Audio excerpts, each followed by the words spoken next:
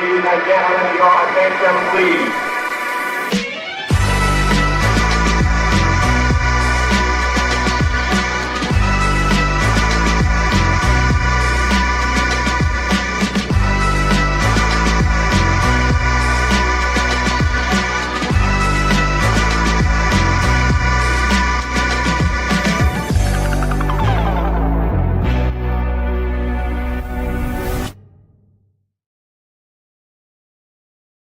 Cool. Hello, hello. I am hello. I am the host of the Journeyman Unlimited, and I am here with my guest, Carrie Kaufman, who You keep going in and out, Marlon. Your sound keeps going in and out. are you here? Yeah. Oh my! Once again, the gremlins are out, huh? Yeah. I don't know why. Okay. That is crazy. Okay. Yeah, we were sitting here talking, and then you did the intro, and No? okay, keep talking. Keep talking. You're good.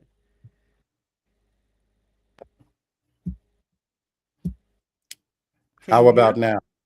Yeah. I hear you. Okay. Do you hear me? I hear you. Perfect.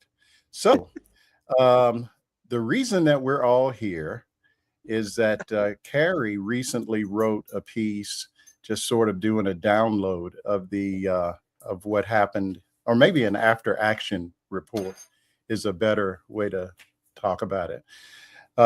In terms of what happened last week in Texas in the Democratic primary, and I've been sitting here mad about it, but I hadn't written anything about it. And when I saw your article, I just thought, well, you know what? I haven't talked to Carrie in a while, so it must be a sign from above, I guess, or from somewhere that we need to talk. So, Carrie, why don't you do this? Why don't you kind of give us the rundown on your piece, and then we just kind of go from there. Oh, sure. How do I approach this? Let's see here. Jasmine Crockett was running for Senate against in the primary against Rich Tallarico. There's a lot to say about how Tallarico got here, so I want to talk about that. But what I noticed was the same thing I noticed back in 2016. Like all of we have a phone. I'm sorry. All of the Bernie Bros, all of the white liberal men who think that being white liberal men makes them immune from being racist or sexist, they came out in droves to explain why Crockett was too much. Unelectable. Unelectable. I mean, her message was, she put out this ad that was awesome, right? Like this lightning coming off of her. I'm Superwoman and I'm going to beat Trump, right? And Tallarico was like, well, the economy. And I have to say, I do like Tallarico. I like his policies, right? They both pretty much have the same policies, but they put themselves out there differently. And we like the smooth white guy. We don't like the fierce black woman. This is just who we are. And I'm not okay with it that MAGA does this, but I understand that my hair is just like getting in my face. It's driving me crazy. I understand that MAGA. Hey, what a problem to have. These. I recall in a distant, long ago and far away, I used to have a similar problem. Sure. But not lately. So, when MAGA people are racist and sexist, I mean, it's just sort of like part of their brand, right? But the whole brand of being liberal is that I'm above that, and yet it is a lot worse when you think that somebody is your ally or should be your ally, and they stab you in the back, then that's worse to me. So it just became, it was so obvious. But also, I wrote this piece, and all over my Substack, all the black women are like, what the hell, what the hell, what the hell, and I'm using hell rather than the word they were actually Yeah. using. Oh, this And is, you know what? This is not a family show, so let it rip. okay, and all of the white liberal men were like, "How dare you write this? This is bogus. She was a bad Uh, candidate, and she was just yelling all the time, and like all the stuff that they said about Hillary Clinton, all the stuff they said about Kamala Harris, suddenly was true about Jasmine Crockett. Wonder what they have in common." And yeah, and what it could it pissed me be? off. Yeah, but You let's know, put the yeah. I I'm gonna was have coffee. saying before we before we jumped on that Tallarico first came to my attention, I guess on Instagram. He had he was doing a whole lot of social media early on. I mean, I guess he still is. And so I was like, well, boy, and I think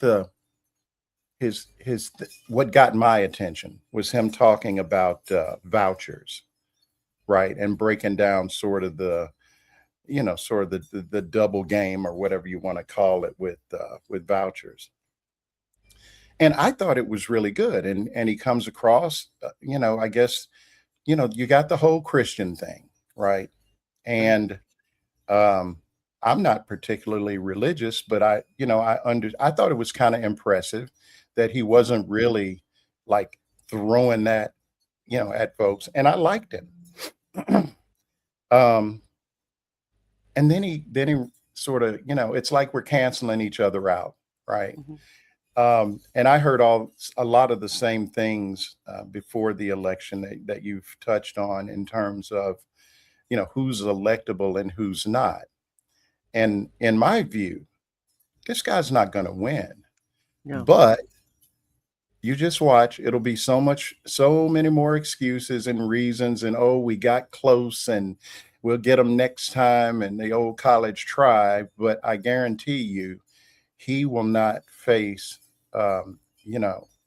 nearly the criticism that Jasmine Crockett would have faced had she run and lost, in the Absolutely. in the general election. Absolutely. And I just also, now you may know the answer to this. I was under the impression that she actually polled better than he did. I've seen She some polling where did. she was She ahead. did. And when she first got in the race in December, Yeah, she said it took her a while to decide whether to get in the race because they were looking at polling and she wasn't going to run hmm if the polling didn't show her winning. right. And I And also saw where she offered, like, here's the story that I heard, and you may know if this is totally accurate. Okay, the idea was Tallarico's going to run for governor, yes, and maybe Beto, I think it was Attorney either General Beto or or something. Allred. And I think then it you may have had been Colin Beto. Allred, maybe, Right. I don't know. But there was a slate. There was a whole little idea that you get him at the governorship, you get Jasmine Crockett running for Senate. She's already in Congress. I Right. mean, in the Right. House, right? Right. This guy is, and again, nice guy, seems like, I don't know, but he's a middle school teacher and he's a state senator, I guess.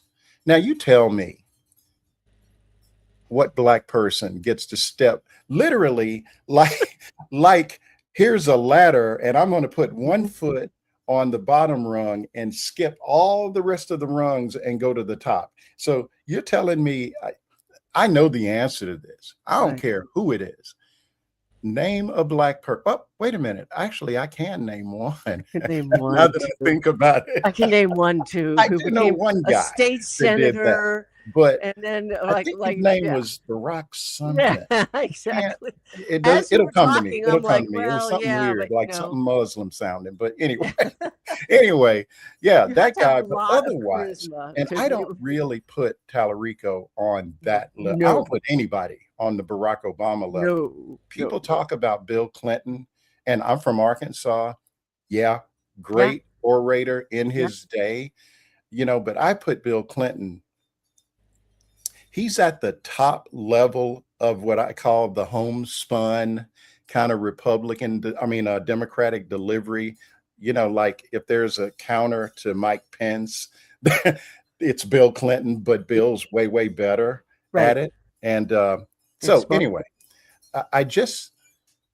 it just troubled me that this seemed almost, as I watched the election, I told my wife this, I said, if I didn't know better, it's almost like the Texas Democratic organization is in cahoots with Paxton, because why would they agree to some of the terms that they did? Like the whole thing where it used to be you could just sort of vote in your district at anywhere, you didn't have really a Oh, specific right. place. And why would they agree to something Did like they that and agree not to tell that, their or was people? that just pushed through? I don't think the Dems have any My power understanding in the was it was state. an agreement. Now, I could be wrong, but you're probably closer to knowing this than me, but that was something that I'd heard. I would have to double check that, because my understanding was that it was, well, I don't think it was a state law, but it was something that the Secretary of State did. Hmm. Just willy nilly changed it, and they're Republican, and there was Okay. nothing that they could do about it. Uh, And there was no nobody was told where they were supposed to go. yeah, Nobody you was had people told about showing up. this. I mean, one of my friends called me and said, well, man, she didn't even get the black vote, enough of the black vote. And I'm like, yeah, because it Because was they were all in very Dallas sick. County. Right. That was part of it. I mean, to be fair, she did not. She even if she'd gotten every single black vote in Texas, she would not have won. He Hmm. beat her by a lot, um, which we can talk about for a second. But I want to go back to the oh wait, so that he was going to run for governor. Yeah. I saw So what I this. heard was that the consultants got involved and they Yes, took him to New York and wined and dined yes, him. And the next thing you know, he comes back and surprised his staff even. yes. He's suddenly not going to run for governor. He's going to run for senator. There was somebody who actually made a video, put it on Substack, and I cannot find it now. Was it a Who woman? was a woman who Mhm. was, maybe you shared it. Maybe that's how I know it. Yeah, I Um, think it's somewhere in my, okay, on the uh, cloud who somewhere. was I'll try explaining to all of find. this, that she's part of the Democratic Party, that she had that they had created this whole agreement of who was going to run, and they had plans, and then Tellerico went off on his own because some consultants wined and dined him, and that was it. That like blew up the entire plan. And I don't, and I'm sorry. Go on. Crockett, if I remember correctly, was not part of that, because I remember when Crockett got into the race, I was like, oh, okay, so she's now looking at this and going, well, it's all blown up. I'm going to get into the race anyway. Hmm. So, but yeah, that was, the consultants. I think that what has hurt Democrats more than anything in the last few decades has been the consultants. I mean, I was in a couple of, in 2011, I was in a workshop for LGBTQ people to think about running for office, which Hmm. I'm not going to do, and that sort of put me off of it. But one of the things, somebody was giving a pitch, and they were living in the equivalent of Boys Town in Chicago, so they were living in a very gay neighborhood in Texas, Okay. actually. And they were like, that part of their pitch was talking about the community, the gay community, and the consultants who were running this thing said, "Oh no, you can't talk about being gay." And everybody in the room went, "But then why are we here?" Right? And Just that is vote what for us and that's what I shut learned up, would more you? than Just vote anything, for who we is tell that, you to. right, is that the consultants want to homogenize everybody, and the voter they're going after is the middle of the road, racist, sexist, homophobic voter who's kind of uncomfortable with that, doesn't really want to talk about it, but might vote for you if you smile right. Huh. If I get one more email from James Carville, somebody's gonna get hurt. I mean, and you have to understand, I've been getting emails from James Carville since I lived in Arkansas Mm, 20 something years ago. Mm-hmm. It's too much. And like I said, I'm from there, so I had to listen to him all in the 90s. He's still here. I actually found that video. I'm going to try to figure out how I can Ooh, that play would it. be I think it's great. the one you're talking about. Okay. Send it to Just me too. 1 second, and I Okay. think I can do this. I don't know.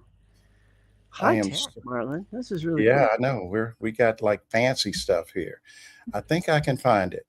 Just but let's see. Bear with me. Anyway, while we're waiting on my skills to, The technology. to come together.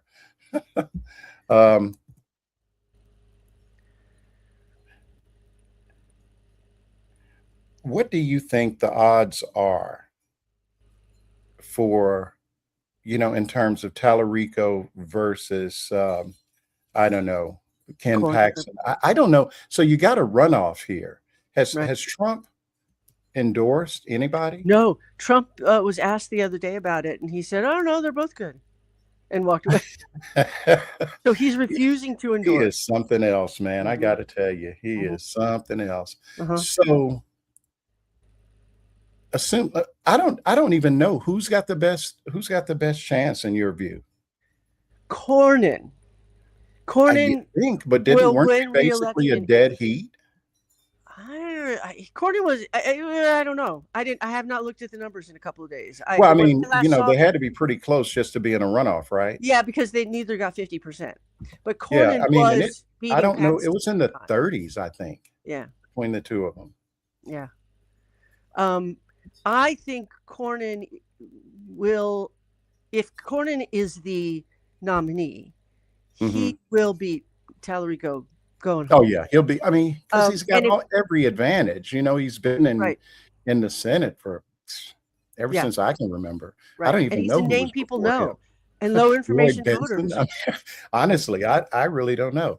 So I have the video I think that you were referring to, and I'm going to play it, and then it's I don't know, it's a minute or two, but I think this woman lays out at least what appeared to kind of be the story. So let's take a listen. This summer, we were supposed to have this all-star statewide slate that was going to run in Texas, and then it didn't happen. And you know how everyone's been asking what happened? Well, I'm ready to spill the tea. Several of you have sent me this article from today in which James Tallarico says, I called Jasmine Crockett in July and she said she wasn't running. That's why I decided to run for Senate. As someone that was involved in discussions with all of the camps, Summer, I know that's not exactly true, so let's rewind. You see, for the first half of 2025, James was actually very committed to running for governor. That's what he had built his brand on being the anti-app. And it's already been publicly reported on that he was in conversation with Beto and Joaquin Castro to form this statewide slate. Castro saying, I'll run for attorney general since I'm the only attorney in the room. And it would have been a great slate, because think about it. Beto probably could not have gotten donors to buy into a rematch against Greg Abbott, but for a Senate run where he can show them that he's got a full slate supporting him, something that he didn't have in 2018, donors are ready to bite. And all three candidates would have benefited from Beto's massive infrastructure that he's built. Republicans would have also spent most of their money attacking him, and we probably could have snuck the other two through. But then in late spring, a consultant named Liz Smith flew Tallarico out to New York City. She wined and dined him, introduced him to some really big names. And when he came back, his staff has said they were caught completely off guard and shocked to hear him say that he no longer wanted to run for governor and was all in on running for Senate. All summer long, people worked to try to get this statewide slate to happen, knowing that it would be very hard to imagine a scenario in which we didn't win one or multiple of these seats. Still, James was set on running for Senate and told people Paxton was an easier opponent for him to face. So one seat instead of multiple seats for one man. When he launched, that was the end of discussions, and everyone was willing to put on a face and play team to support him. Enter Jasmine Crockett. And late fall, poll after poll was showing that she would have a huge lead if she entered the Democratic primary. To her credit, Crockett said she was going to run her own polling to look at how she would fare in general, particularly looking at if she could expand the electorate, something that she thought was key to winning a statewide seat in Texas. And it's important to remember that this was all happening at the same time as major gaps were being found in the Tallarico campaign. There was serious concern about whether or not he could actually carry the ticket. And so everyone played this game of will she, won't she, but by the end of November, it was clear that Jasmine Crockett would be entering this race. And so once again, discussions started to try to build the statewide slate again, but in order to do so, Tallarico would have to drop from the Senate race and move over to the governor's race. If he would agree to do so, there were multiple names ready to go that would file for other statewide seats to give us the best slate possible to make sure that we flip seats up and down the ballot in November. But at the advice of his consultants, whose experience is in federal campaigns, not state campaigns, he once again was the cog in the wheel when it came to getting a statewide slate. So there we go. I can't hear you. Oh, no. I couldn't hear her either. No. I can hear So, you. as soon as she started talking, my audio went out. Oh, no. Are you muted?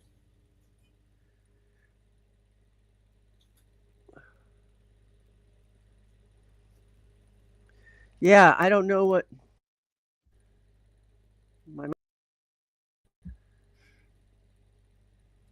I don't know. Does that help? Unmuted your mic. Hello.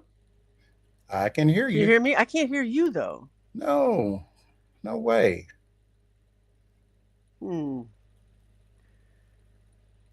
Okay. We love technology. It's so great when it works, you know. You're talking. I see your mouth moving. I cannot hear you. Wait, let me make sure that I've got. But it wouldn't be on my end because it went out as soon as she started talking. Huh. Output MacBook Pro speakers were good. On my something end, on it says your end everything's just fine. I'm gone. I mean, I cannot hear you at all. Well, it looks like we've lost Carrie for just a second. Let's see if we can get her back in.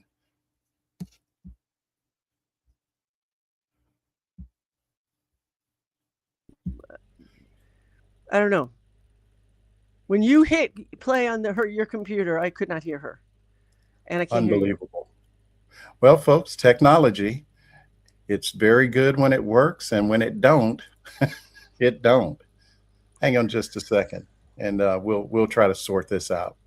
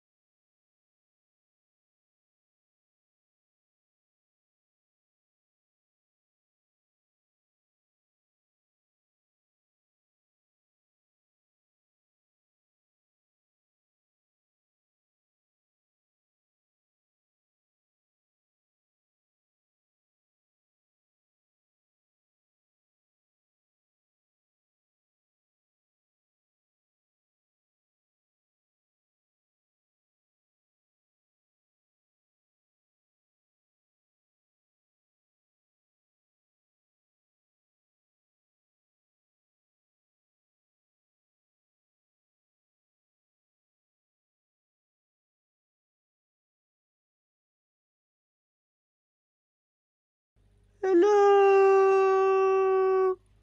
I hear you. Do you hear me? I hear you. Yay. All right. All right. Weird. Okay. We did it. Yay. Yeah, I was talking to, I forced my family to always listen to all of my broadcasts, and my wife said she could hear you just fine. I couldn't hear. So, Oh, I could hear me. I couldn't hear you. huh. Oh man, that's the important part, isn't it? You said though, I'm an idiot. You said leave the room, and I was like, we are not going to comment on that. that was the And I stupidest saw it, thing and I've I ever just done. said, okay, I need to be a whole lot more specific. I need You know. more coffee. That's what I need. Okay, Jeez. so let's continue. So, Okay. uh, I didn't hear that, but well, I hope so. I hope they so did. you didn't even hear the little video thing. I mean, basically, she was laying out what we've already discussed, and I don't know the lady. She says that she worked on some campaigns, but there is definitely a problem going on in the Democratic Party. You know, just broadly, the national party, I would say, and it's probably, you know, I just don't know who they're talking to. You know, I just don't. I mean, well, yeah, they're talking to the consultants, but I don't know who the consultants are talking to. See, the consultants think that the middle, there is a middle white voter that wants has been hiding from us, apparently. Right. I mean, and we just have to figure out how to find them. The people who the Reagan Democrats, the people who voted for Clinton, right? They want to appeal to that middle of the country voter. What they have not understood is that middle of the country voter left them a long time ago because they felt abandoned by the Democrats because the Democrats took their jobs away, let their factories go overseas. And they blame Democrats for that? Yeah, because most of it happened under Clinton. Well, yeah, I mean yeah, but you know, in all fairness, I think it's a whole different story. And look, yeah, of course, NAFTA, but this goes back to that whole thing of, you know, Democrats thinking if we can just be Republican light. Yes. Right. Yes. And Bill Clinton, you know what? I'm going to take back what I just said, because Bill Clinton, you know, before he ran, just the whole ascendancy of, you know, Clinton politically was, what was it? The Democratic National Committee or something? No, it wasn't the DNC. It was some Democratic Leadership Council. Oh, yeah. Right. And Bill Clinton, if I recall correctly, was the head of that. And that was sort of I don't know, it was basically like a project to create the Democrat that really looked a whole lot like a Republican, but was a Democrat. Now they call themselves the third way. Crime bill and the NAFTA and all this shit that I think you're referring to. Right. And now they call themselves the third way, which are still. You saw what happened with the third way last week, right? No. Oh, they had a big confab. I'm not going to put it up because I don't want to mess with your sound, but that's really sad, isn't it? But this system is behaving like if you ever had a TV with an antenna, you have to get somebody to stand there and hold it the right way. So I'm not going to do anything new for fear of screwing things up. But yeah, the third way guys had I was just reading the article a few hours ago.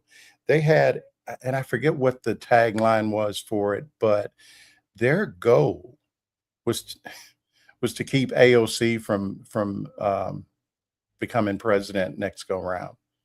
And they basically just dogged her out verbally and, you know, blah, blah, blah. And I just don't know what their pitch is. You know, not AOC. I mean, and I guess it kind of gets me because it's like, y'all really think that's the most important thing we need to be worrying about right now? Yes, because they're afraid of women. Mm.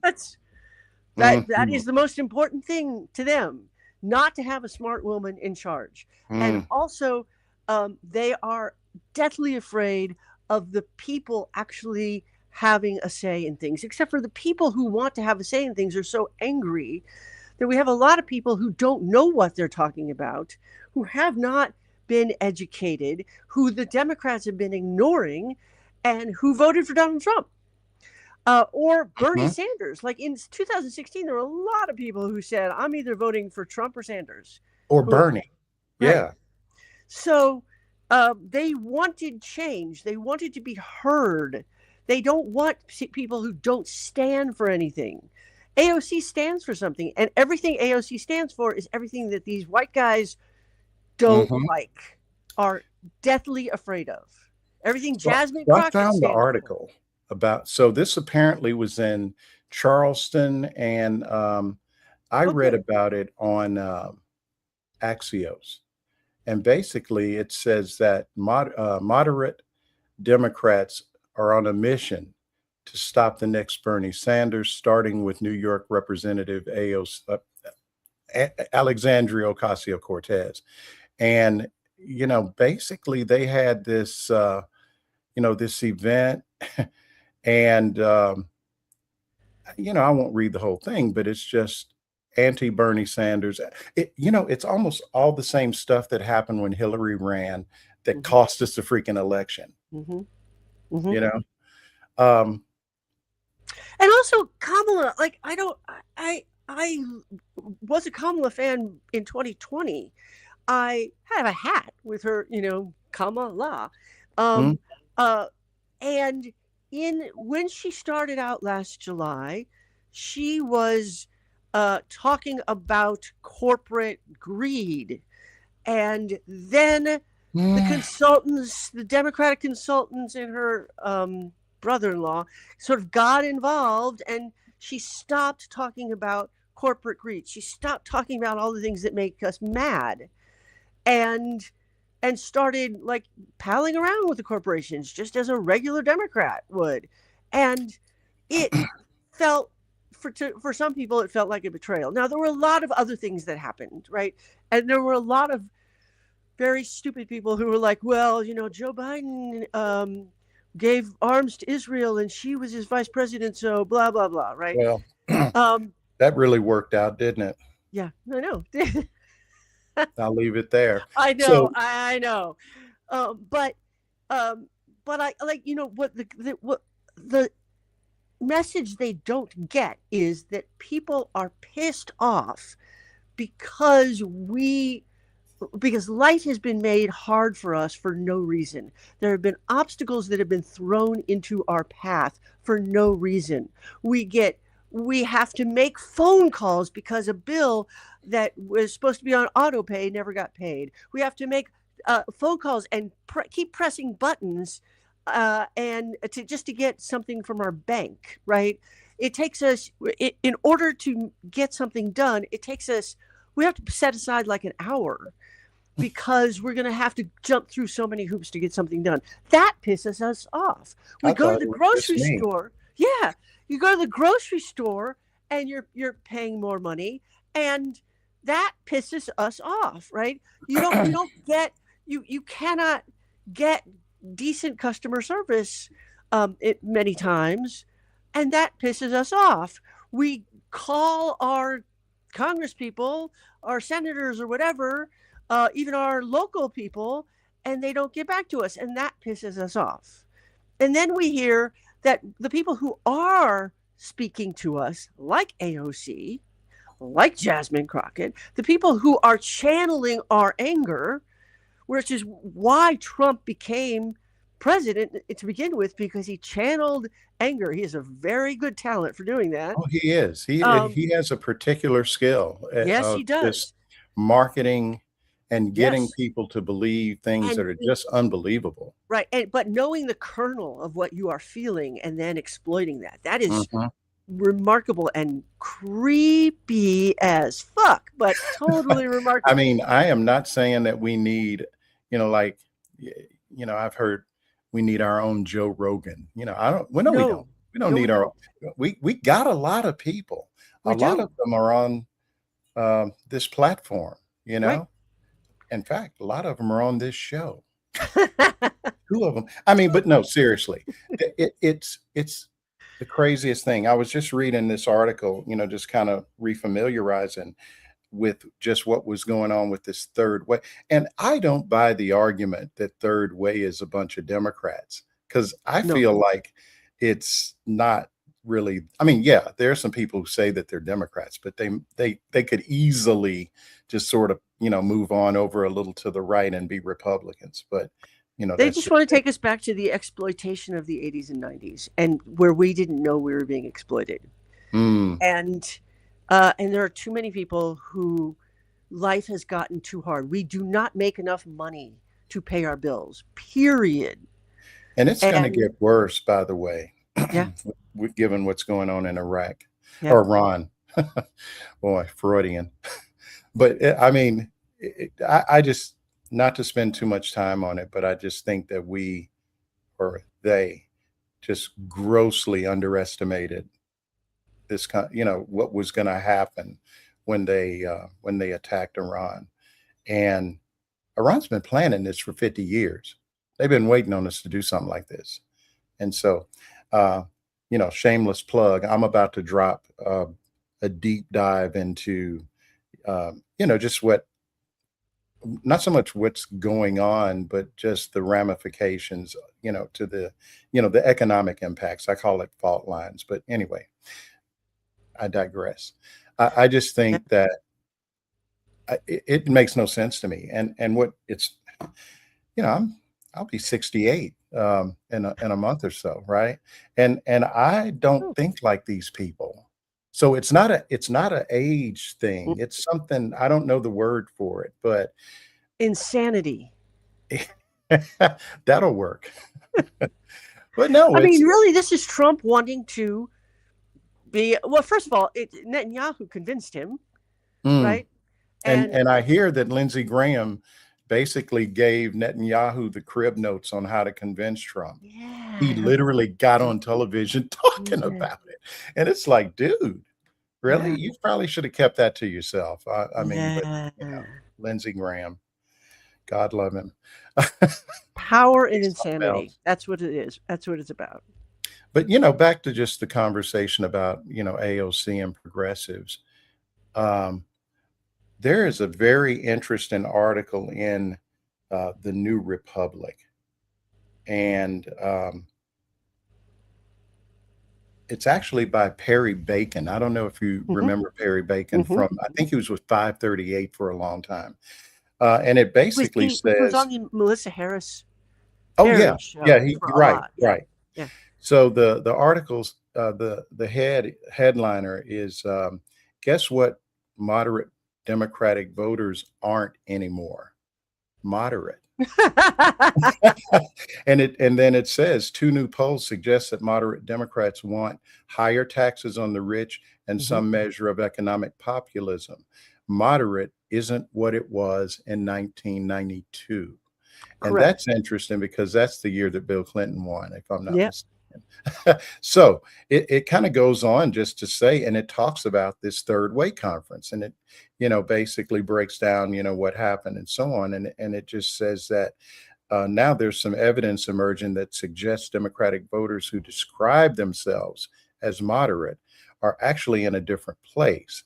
They want Democrats to push harder to increase taxes on the wealthy, corporations, and don't think the party is overly liberal on issues such as abortion and transgender rights. So I'll leave it there. I'll be sure to post this after the show. But it's just very strange to me, given that little tidbit. Yeah, it is just strange to me when you have these, I call them athletes. I always think of things even though I don't watch football anymore at many sports, AOC is like a starter that you've got sitting on the bench and you're wondering why you keep losing. Okay. And it's just downright crazy to me. As And is Crockett. I have heard guys I know, I have to correct them because they don't seem to have an understanding of how smart this woman is. in their mind, all they think of is the bartender thing. Well, yeah, she waited tables, I guess, while she was going to college and supporting her family. And if I'm not mistaken, she graduated like, I don't know, summa cum laude from Boston College, degree in economics. And I don't know, she's way smarter than me. And I have yet to see her, in these, in hearings and that sort of thing. I mean, she just handles people. And I think, they look at her and they think, oh, this, she's a lightweight, she's young, whatever. And then the news, the screws just keep tightening and tightening. And the next thing you know, they're like, what the hell just happened? Because she comes in and she is always prepared. Mm-hmm. And I'm not saying she doesn't make any mistakes, but. Ooh, you just froze. What is going on here? Marlon, you froze. Okay.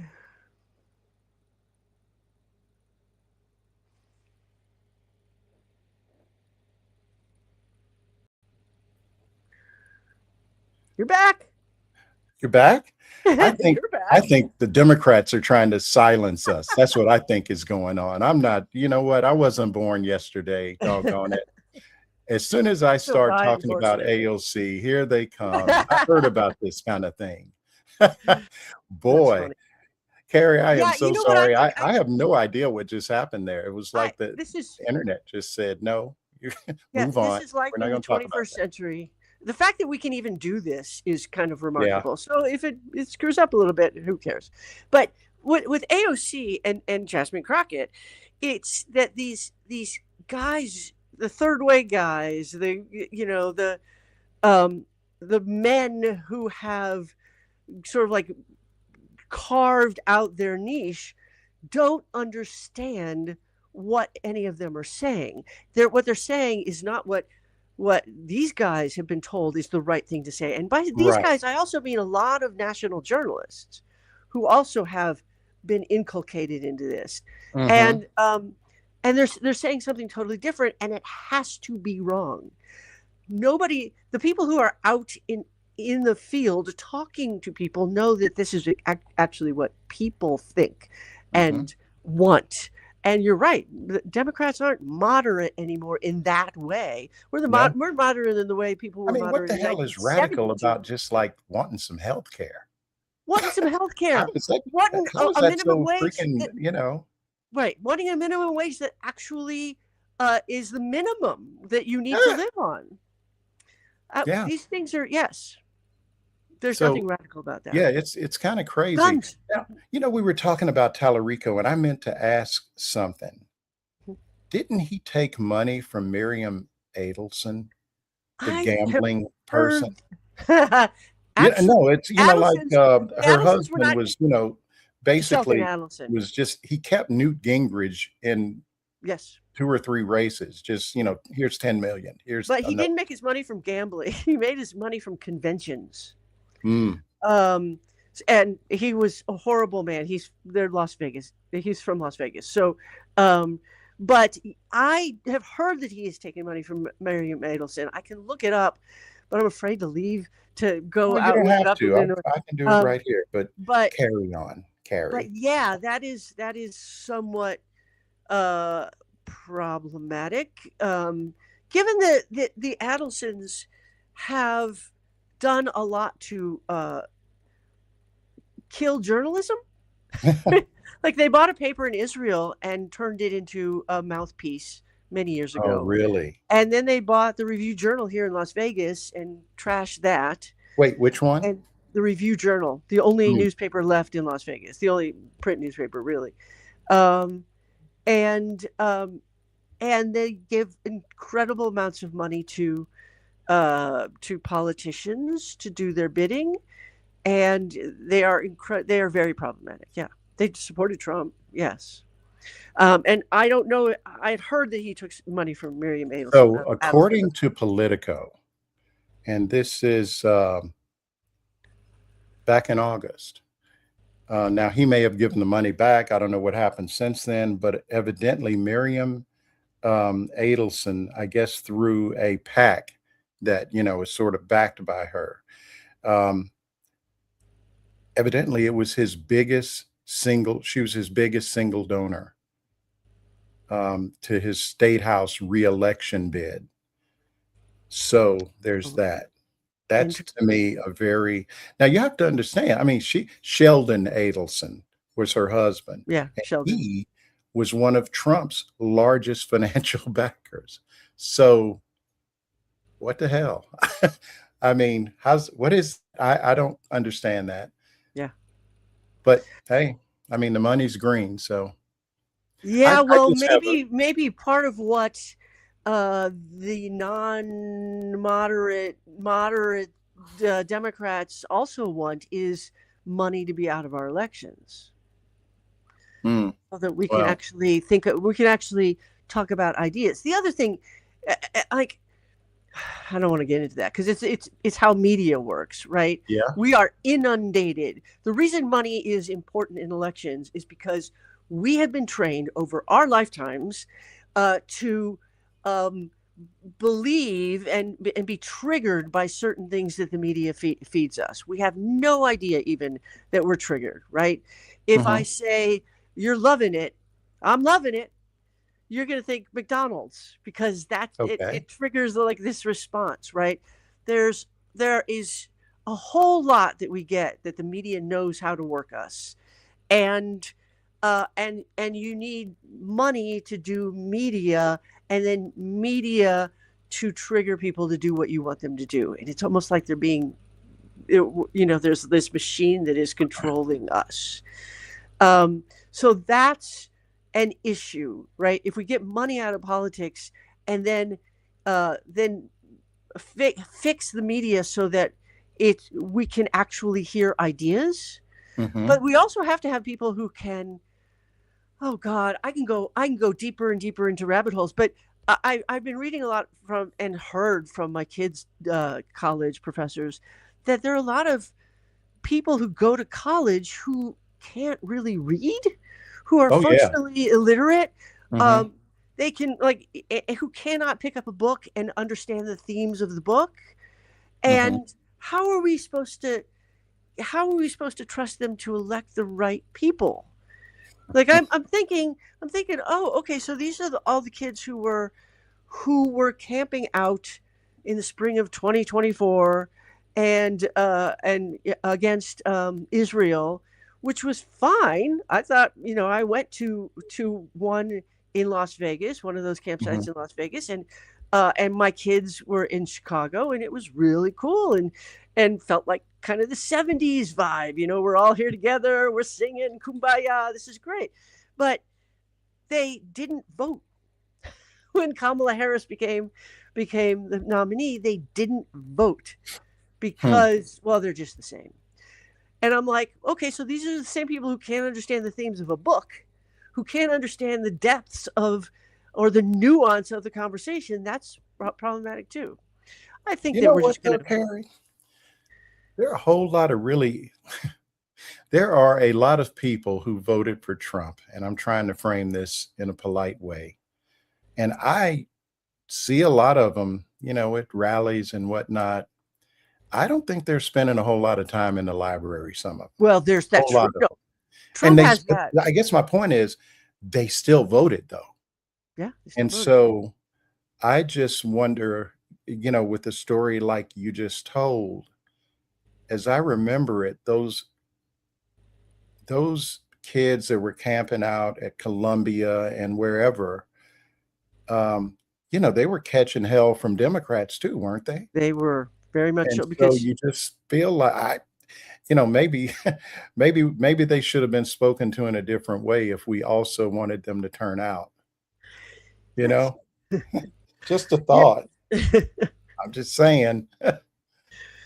Yeah, no, I agree with that. But I mean, yes, that's a whole new thing. But I feel like I think what frustrates me about Democrats is, and you mentioned earlier, this whole, mythical middle independent voter, whatever, that's just That eats white. waiting on somebody like them, and so they can make a decision. And I don't think that it really exists. And you know, this Perry Bacon article seems to give some level of validity to that. But I don't know why these Democrats don't see it. They see, I mean, so is it that used to work in 1992 and it's slowly over the years, now it no longer works, but they can't accept that. And so they're still fighting the last war, so to speak. Right. And every time somebody like Mamdani or AOC or some, you know, or, you know, this person, I don't know who it was down in Texas a few weeks ago that, you know, won in a Trump district. Every time that happens, they think it's an anomaly. And oh my God, we got to make sure that doesn't happen again. It's crazy to me. I mean, it's, again, sports analogy. If I'm playing football and I realize you can't defend me if I run to the left, I'm not going to stop running to the left. I'm not going to stop. You're going to have to stop me. And that's the part I don't get. It's like, but I think it's like you said, there's a whole lot of money behind not letting that happen, not letting the AOCs. And, you know, so you look at Hakeem Jeffries rather. I had a lot of, I don't know, when he got, you know, when he became, I guess, what is it? Speaker. Well, not speaker, I guess what, minority leader or whatever it is, right? I was really kind of stoked. I'm like, oh, he's, you know, he's relatively young, and it's just basically like it's really still Pelosi. He wouldn't even say, this week, he wouldn't even say that he would not vote for money, you know, when Trump eventually shows up needing more money for Iran. He wouldn't say that he wouldn't vote for it. He just kind of, he is, you know, Trump is a master at whatever that is, that he hypnotizes people into, you know, doing, you know, voting for him. Hakeem Jeffries is the master of answering you with a sentence so long. Yes. That by the time he gets done, you really don't even remember what you asked him. Right. And he doesn't answer the question. And yeah, right. And he just speechifies. He didn't answer the question either. Right. So I wonder, everybody in the House is running now, right? Don't they all run every 2 years? They do, unless they're retiring. There are a lot of people who yeah. So I assume he's going to have to run. I wonder if anybody's primarying him. Because in his district, Mamdani did very, very well. Yes. So I know that there's a primary challenge to Dan Goldman. Really? Brad, who also ran for mayor, who was a friend of Mamdani's. Oh yeah, right. Brad, yeah, I can't remember his last name. I don't know I know the guy you're talking about, though. Yeah, he is also Jewish, and he's running against Dan Goldman on the So what do you think about Dan Goldman? Yeah, you know, I think Dan Goldman is incredibly smart. I was very impressed with him during the hearings, right? Before he became a congressman, when he was just working for Congress as a lawyer. He was in Israel when October 7th happened. They went for a bar mitzvah, which tells me a lot about who he is, right? And like, wow, you can afford to take your kids to be bar mitzvahed in Israel. That's really great. Well, he's rich. And, he's trust fund rich, I believe. But yeah, he is definitely part of that class of Jewish person whose identity is tied to Israel. And that very much disappointed me when I heard what he was saying after October 7th. Now, you know, I mean, October 7th was really amazingly shocking. It was shocking for the brutality, but it was also, to me, as a Jewish person, it was shocking that the Palestinians were fighting back. because this has been coming for a long time, and I was like, wow, they're actually fighting back. And it was even more shocking that the official Jewish response was that to say the Palestinians were fighting back was anti-Semitic. Wait, so that's you a mean whole the act of them fighting back was the anti-Semitic? act of me or anybody else saying, well, yeah, they're fighting back. They've been oppressed for You've a been long rolling over time. these guys for Yeah, a minute. and that was anti-Semitic because that's not true. Israel treats them really well. And I'm like, I don't know what you're saying here. And Goldman, unfortunately, is one of those people. So I really would like Goldman to lose his primary. I don't think he will. I think he's got too much money, but I don't know. What is his name? Brad? It's Leckler, or is it something with an L? Ladner. Ladner, maybe. Ladner. Yes. Okay. I'm not going to look it up then. Use your internet, Marlon. Wait a second. Where are we? I was going to look. There we are. Okay. Brad Lander. I hope he wins, okay. but I do not know if anybody is primarying Jeffries. That would be interesting. I just get the what was his name? The guy, Eric. He was one of those young Republican guns that he was like, he wasn't the minority leader. I want to say that he was the, what's the next thing? Not the whip. We should know this stuff, shouldn't we? Yeah, I used to. It's been a long week and it ain't even over. But yeah, Eric Cantor. Yeah. Eric Cantor? Yeah, I remember Eric Cantor. And remember how he got primaried by like just some random guy? Yeah. Those folks were like, and I think, that was back, what happened with Trump had been coming for a while. And it was, it was a Tea Party movement that sort of did Cantor in. So I wonder if something similar might happen to. Okay, I'm looking at City Council Member Chi Osei, a Democratic socialist. Well, this is from Politico, so it's biased. Created a campaign committee Monday for primary challenge against moderate House Minority Leader Hakeem Jeffries next year. So I don't really know. God, Okay, well, we'll see where that goes. Yeah. It's so funny. I wrote an article. It's maybe back in the summer. The months and weeks just sort of, it's a blur almost. But there was an article in the Wall Street Journal several months ago, and it was highly critical of progressives for raising all this money from their base and confusing them, because their base really should be, giving money to candidates that are moderate. And AOC, doggone it, she's messing it up because she raises more money than anybody in the House. She does. She raises more money than any Republican, even the Speaker of the House. And, it's all small donations. It's not corporate money. And it really pissed the Wall Street Journal off.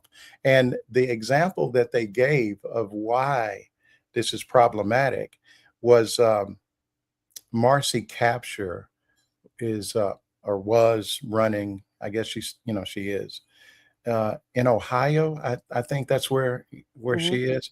And the race was really close, and they described it, and I looked at it and I said, boy, you kind of glossed over the fact that this lady's 80. That might have something to do with why that race is so hard for her. Maybe they don't want, and she's 80 and, very middle of the road. And she was only ahead by a point or two in the polls at the time. And and they said that AOC was the problem. If those people would just stop giving money to AOC and give more money to Marcy, people like Marcy, the world would, be a better place. The world is the place it is because of those people. Yeah. Yeah, Carrie, I don't know what we're going to. I guess we just have to, keep writing and being a burr in the saddle So of I the want to talk to you. moderate Democrats, huh? I, yeah, I look. I was one of those people that was a moderate Democrat, and the country moved rightward, and I want. Well, I want the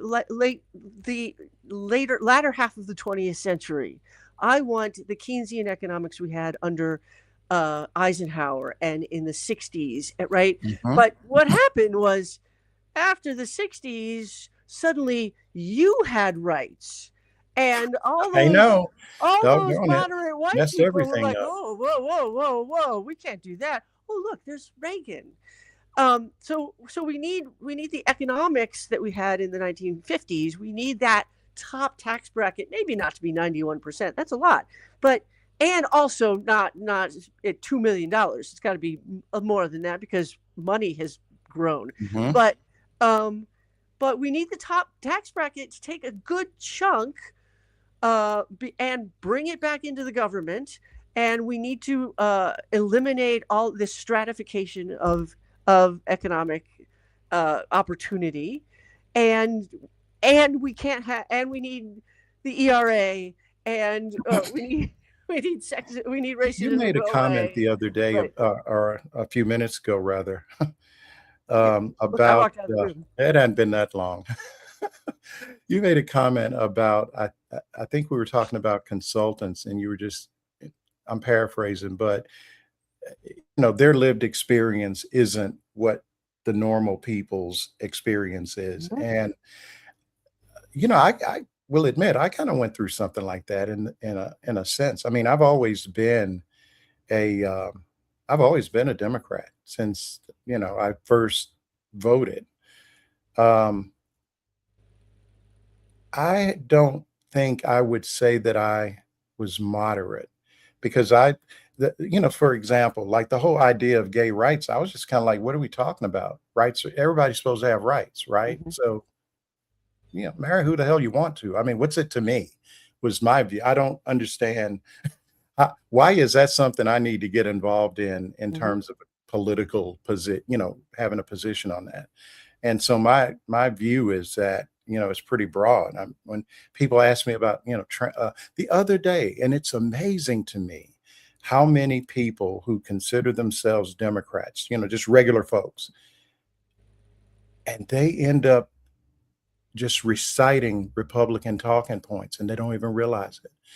I was talking to a friend of mine the other day, and he says, "Man," and this has happened a couple of times with different guys I know I used to work with back in, my former life Mhm. as a trader.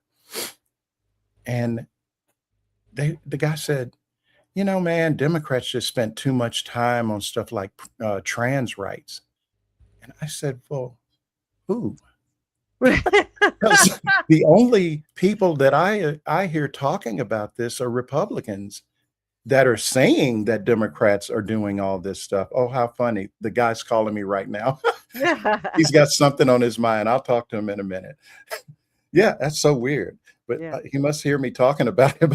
I don't know if he's on listening to us. But yeah, I just said, there's no Democrat running on trans rights. No. Nobody's doing that, No. right?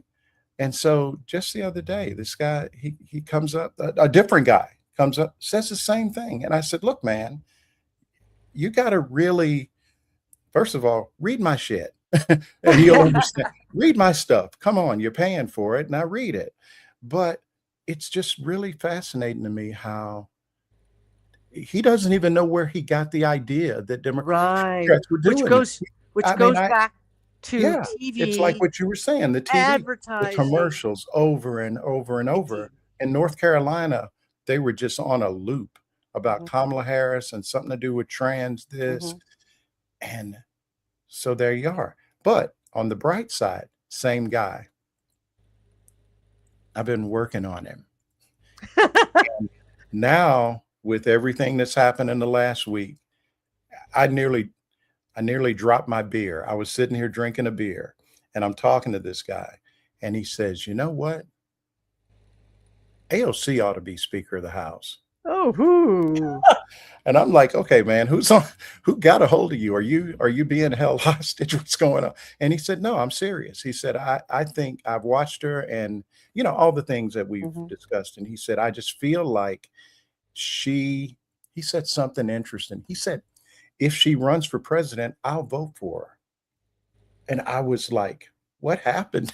What, it finally worked. And when he said it, I was stunned. And I said, well, what? Because he prefaced it by saying, I'm gonna go ahead and admit this because we've had this argument for years about Democrats. And he said, you know what? The thing with her, I know whatever it is, she's coming from her heart. She's not trying to grift me. She's not trying to, pull a fast one. And I just feel like that's something we need.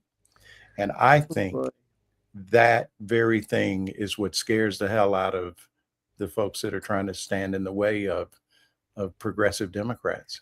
Well, oh boy, that you just opened up a lot because there has been, yes, a whole training system to homogenize people who are running for office. There's somebody just before we got on, somebody who was running for a state office in I got a national thing supporting this person. I know this person, and this person does what they're told. they don't stand for anything, and I'm not going to vote for this person, even though they are a Democrat.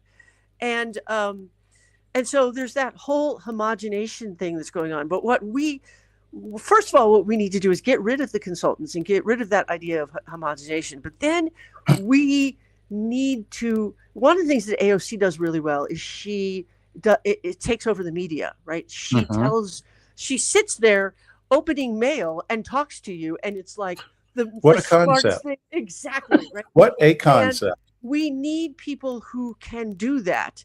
And because what's going to happen is if AOC decides to run for president or whatever, the right-wing media machine is going to start running ads just as they've run anti-trans ads that are going to make people think, oh, yeah, she's a socialist, bad.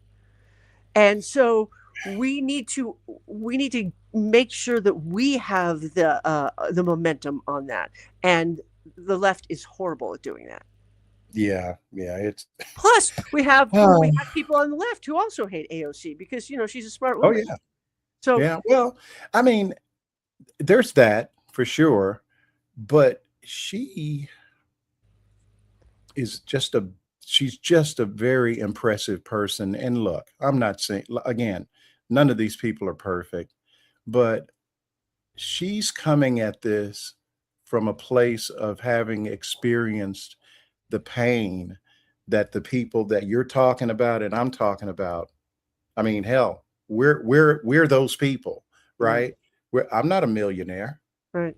I wouldn't be mad if I was one. I think I'd still probably be pretty much the same, except, I'd be ahead on my bills instead of behind on them. But otherwise, maybe I'd drive a nicer car, but I'd probably just put the money in the bank and take care of my kids or, just so I don't begrudge anybody being wealthy.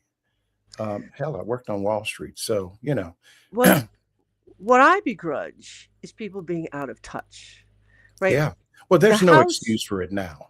The House was set up.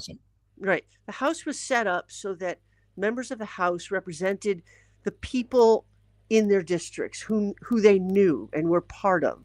AOC is that kind of representative. Came from that ecosystem. Right. Most people who are in the House are like major business people or attorneys, very successful, very wealthy, and they go up the ladder that has been constructed for them and they run for office and they get all this money to run for office. They have no idea what you and I are going through or, any of the students who are graduating right now are going through. That's why it's so funny to me. Well, not funny, haha, but to hear Donald Trump even say the word affordability is such a joke to me. I mean, I would be willing to bet my rent that Donald Trump's never shopped in a grocery store. Oh, absolutely not. I can just, he's never like sat down and paid bills, right? So it has always fascinated me that the people who would benefit the most from a lot of the things that we're talking about are voting for him. There was a guy. We got to end this soon because I got to go to work. But yeah, okay. but, You mean we can't just talk all I afternoon? know we could. Wow, but man, and there's something else I want to talk to you about. So okay, one of the let's things go. that I keep remembering is there was, and I wish I had videoed this when it happened during the election. There was a guy at a town hall. He was a Trump supporter who stood up and said, "Hey, my son and his wife and their child have had to move in with us because they cannot afford a place of their own, and they all have jobs, or they both have jobs, and what can we do about this?" And Trump just didn't answer the question, essentially. And I've always thought, who did that guy vote for? Did he still vote for Trump? Probably. Because Trump just sort of like told him he was an idiot and answered another question, said what he wanted to say. Most of the things that I have had, I don't do it anymore because it's just not healthy for me. But I've had numerous conversations with regular, folks that on the surface you would think were pretty intelligent. And, we sit down and have a cup of coffee or whatever it is at, one of the little local places and talk politics. And I cannot, they are impervious to factual information. Yes. So for example, a guy that I know, he has a store. He doesn't live here. He lives, I'm in North Carolina. He comes here to enjoy our beaches and all that stuff. And he's complaining that, under Biden, it's gotten so expensive. He's having to pay people, can't afford, they want more, want to get paid more. He can't find employees. Well, to me, that means your business plan is jacked. They're not asking for $1 million salary, right? But people realize during COVID, oh, wait a minute. So this is what a living wage feels like, right? So anyway, I said, well, look, if you've got, and he tells me, all of his stuff, he's selling, I don't know, yogurt and smoothies and all this, and it's just expensive and it's Biden's fault. And I said, well, what do you think is going to happen with tariffs? Why would you vote for the tariff guy? And he says, well, he's not going to do that. And I don't like tariffs anyway. And I said, yeah, but he's telling you he's gonna do it. So now, that was almost 2 years ago. I don't know if this guy's still in business. We don't really talk anymore, but you just wonder, does it occur to him that he is in part responsible for his difficulties that he's having? I wonder. Whoa, we can go on and on about that. I want to talk to you about your new venture. Okay. Yes, okay. because I got you sent out an email. I wasn't gonna like blow you up with all my little doings, and I'm curious about this venture. Talk to me about this. So and what's it called? Tell people. So it's the Journeyman Media Network, and thank you for allowing me to, sort of bogart it. but so we've talked about this before at length, and I don't know. I guess about a year, 2 years ago, when all the celebrities started to hit Substack, and you read about just how people were, you take a Jim Acosta and he's suddenly got, I don't know, 500,000, subscribers and 100,000 pay, all this stuff. And so I put a lot of time into thinking about what do we, as not celebrities, but smart people. I don't consider myself a reporter. I think what I bring is the experience that I have over the last 30 years. And I just sort of ended up being a writer. I wasn't planned. And now here we are, right? So knowing the lay of the land, you look at the celebrity journalism. Then you look at what happened with the Free Press and Barry Weiss. And I've And just been looking at Substack this whole subsidizing her. landscape.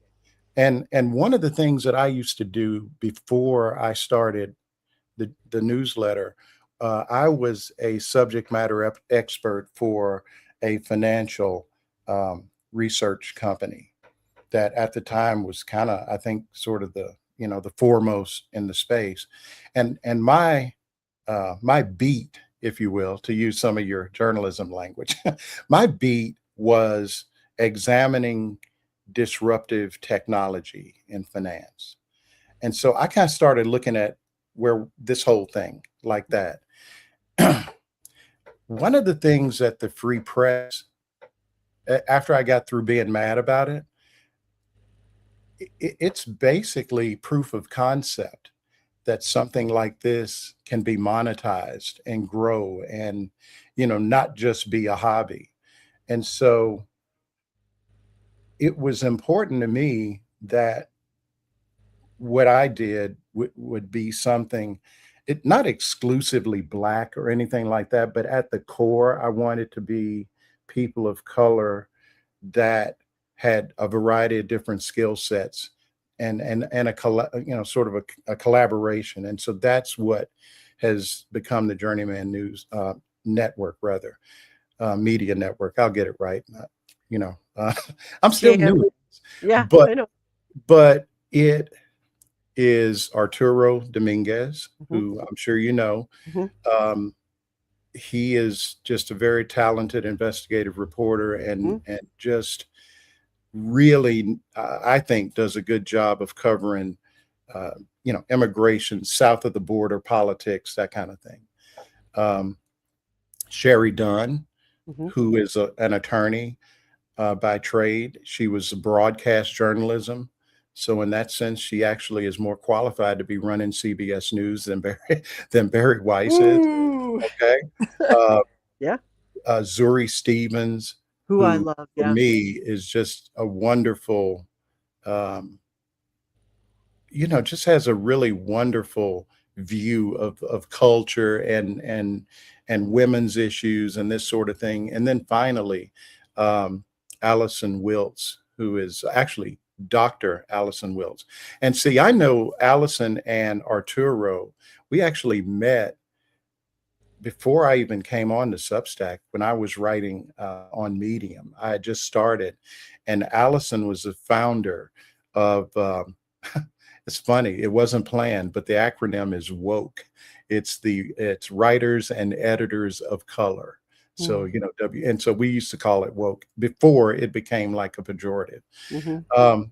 And so Allison, I mean, her field of study is looking at you know, just a variety of cultural issues. So that is, if you want to think about it this way, to put it in sort of traditional media terms, is going to be the editorial board of the Journeyman Media Network. Mhm. And, you know, and we'll collaborate. And I think the most interesting part, and this is why, you know, I'm on this platform instead of broadcasting on my phone, was we wanted to be on top of a platform like Substack, but not tied to it. Mhm. And the idea is, you know, we want to be on YouTube, we want to be on all these spaces so that if, you know, Skydance Paramount decides to buy Substack, we're not out of business, Mhm. right? And over time, I mean, we announced on Tuesday, but the idea is that, you know, there's an ownership component to it also. So it's not just folks, you know, contributing to something that's going to help me and not Mhm. help them. And you know, ultimately, we're going to look at avenues. I mean, I'm not interested necessarily in venture capital money, but you know, maybe some of these good billionaires that people keep telling me about, maybe some of those guys will look at what we're doing and think, oh, wait, this is something that, you know, this is a foundation of something that we could support and turn into something. Because I just think that's what Democrats are lacking. Mhm. And, if, you know, we're not tied to the Democratic Party, like some other, ventures of this type are. And that's on purpose because I don't always agree with Democrats. No.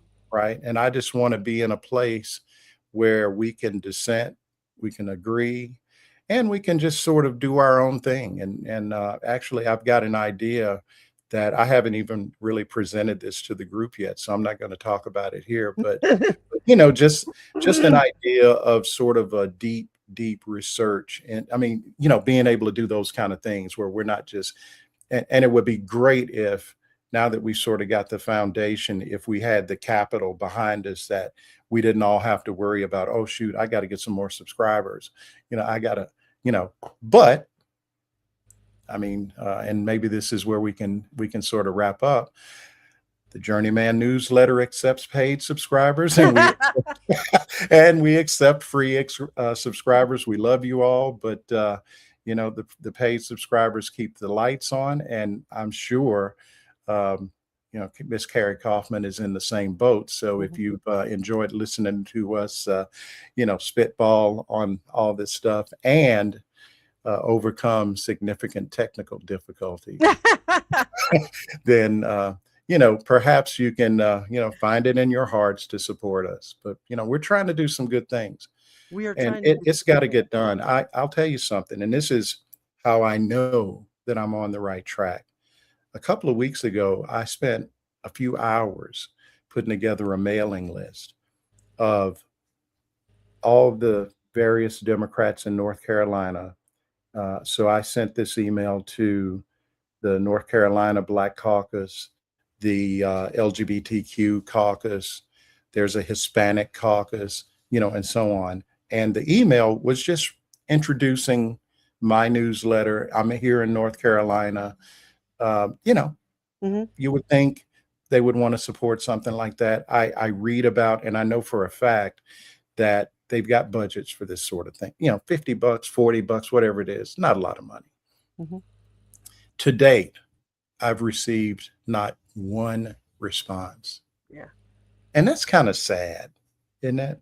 I mean, I'm not going to live or die whether, they give me money or not, but it's just that no one even bothered to say, hey, thanks, but we're not interested, or whatever.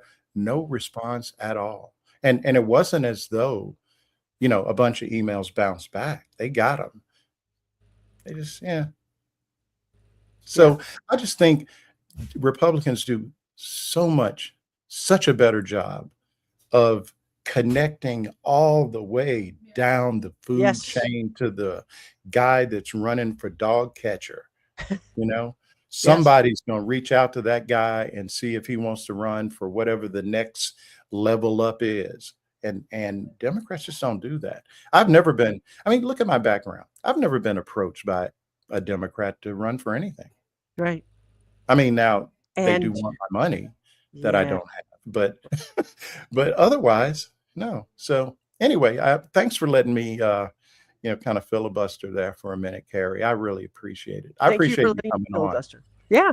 I know you got to go to work, so I got to go talking to a microphone. But again. Folks, subscribe to You're Overthinking It by Miss Carrie Kaufman. Thank you. And we will see you folks on the other side next time. Hopefully we'll have all the kinks worked out. Cool. All right, Carrie, take care. Enjoy the rest of your day. You too. Bye-bye.